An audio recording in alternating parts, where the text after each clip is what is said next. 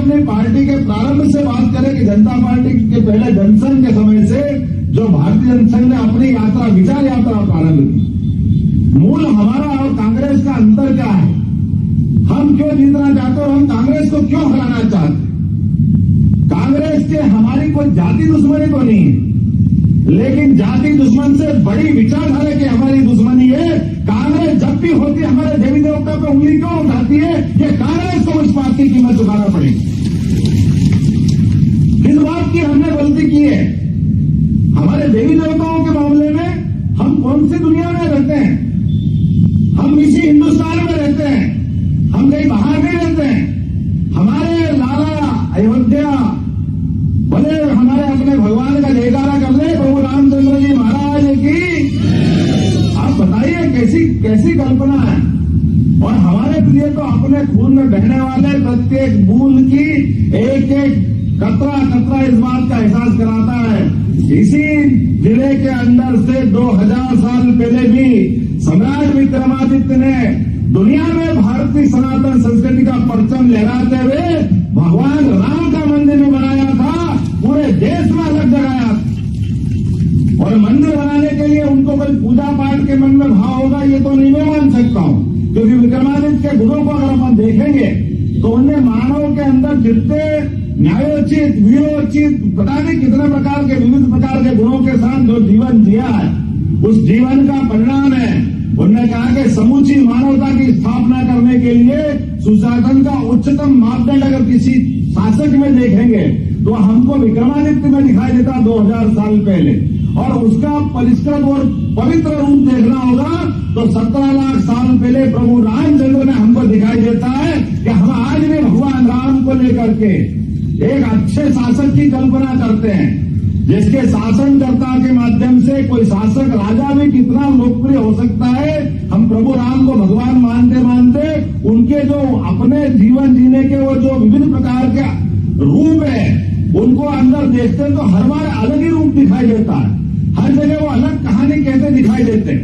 ऐसे भगवान राम जिसने पूरे जीवन में सदैव कष्ट उठा करके पूरे देश को अच्छा ही बांटने का प्रयास किया अपने सारे जीवन काल में, और हमने अपने देश में भी देखा है। क्या भगवान राम के मामले में आप अगल बगल में देशों को देख लीजिए जो हमारे साथ आजाद हुए थे, लेकिन काल के प्रभाव में आक्रांताओं ने हमको नष्ट करने के पहले हमारे देवी देवताओं पे हाथ लगाया था, उनके देवी देवताओं को मंदिरों को नष्ट भ्रष्ट किया। लेकिन वो जो काल ऐसा था कि हमारा गुलामी का काल था, हम कुछ नहीं कर पाते थे, वही बात में चला गया। अब मैं तो इस कांग्रेस के अंदर की भी धारा को बताना चाहूंगा कि कांग्रेस अपने नेताओं के अंदर झांक के देख ले। हमारे इंदौर के पास महिदपुर के पूर्व विधायक जी बैठे हैं, पंडित मदन मोहन मालवीय वही कांग्रेस के पूर्व अध्यक्ष थे। उन्होंने क्यों काशी हिंदू विश्वविद्यालय की स्थापना की? आपको हिंदू शब्द से इतनी नफरत है ना, वो हमने नहीं किया, लेकिन हिंदू होने का क्या महत्व है ये आपके कांग्रेस के पूर्ववर्ती राष्ट्रीय अध्यक्ष का प्रमाण दिखाई देता है।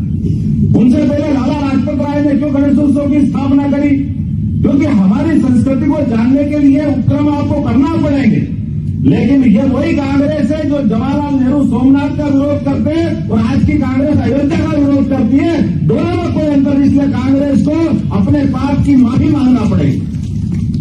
दोनों का जो अंतर है उसको मिटाने की आवश्यकता है। कांग्रेस राजनीतिक दल तो बनना चाहती है, लेकिन राजनीतिक दल बनते बनते हिंदू मुसलमान में तो बांटना चाहती देश को। कांग्रेस की इसी गलती के कारण से देश का बंटवारा हुआ था, पाकिस्तान अलग बना, हिंदुस्तान अलग बना। उस समय जनसंघ तो नहीं था, हम कहां थे उस समय, लेकिन देश का बंटवारा हुआ तो क्यों, किसने किया था? कांग्रेस ने किया था।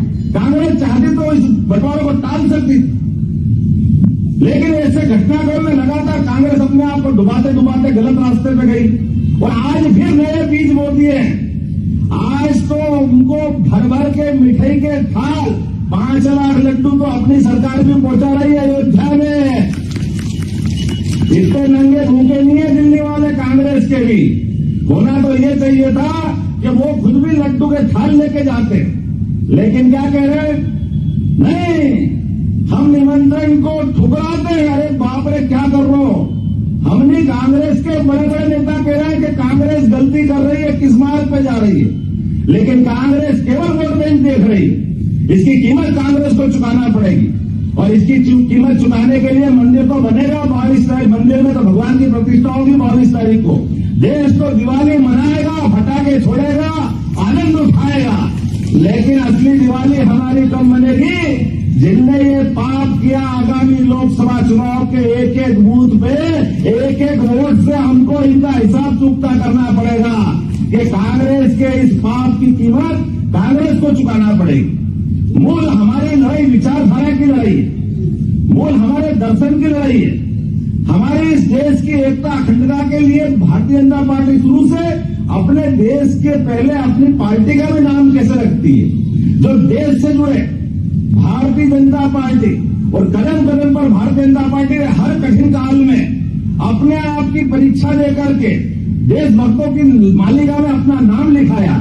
जब कांग्रेस ने आपातकाल लगाया तो आपातकाल के खिलाफ लड़ाई लड़ने में अपनी पार्टी में अपने खुद का पूरे दल का विलय करके जनता पार्टी में विलय करते हुए वो एक बड़ी लड़ाई लड़ी जिसके बलबूते पर लोकतंत्र बचा है। कांग्रेस के पाप उस दिन भी थे जब उन्हें सुप्रीम कोर्ट के लिए हुए हाईकोर्ट के निर्णय को न मानते हुए प्रधानमंत्री पद की लालच उनकी तत्कालीन प्रधानमंत्री इंदिरा गांधी ने देश में आपातकाल थोपा था। कांग्रेस ने सुप्रीम कोर्ट के 3 तलाक के निर्णय को नकारते हुए फिर गलत रास्ता ढूंढा। कांग्रेस हमेशा तुष्टीकरण की राजनीति करती है और तुष्टीकरण की राजनीति हमारे राष्ट्रवादी राजनीति से कभी मेल नहीं खा सकती है। इसलिए हमारी नीति कुल मिलाकर के देश भक्तों की नीति है, राष्ट्रवादी नीति है। और हम अगर कोई झंडा उठा के काम कर रहे हैं भारतीय जनता पार्टी के प्रत्येक कार्यकर्ता, तो वो किसी को जिताने हराने की बात नहीं कर रहा है, वो केवल भारतीय जनता पार्टी के माध्यम से भारत माता को परम वैभव पर ले जाने की लड़ाई लड़ने का काम कर रहा है। इस नाते से हम भारतीय जनता पार्टी में काम कर रहे हैं। कौन विधायक बनेगा, कौन पार्षद बनेगा, कौन सांसद बनेगा, कौन मंत्री बनेगा, कौन मुख्यमंत्री बनेगा, इससे हमारा कोई लेना देना नहीं। हाँ, हम इस बात के लिए लेना देना है कि भारत माता के वैभव के लिए जो काम करेंगे उसके लिए हमारे कार्यकर्ता काम करते हैं और इसलिए भारतीय जनता पार्टी काम करती है।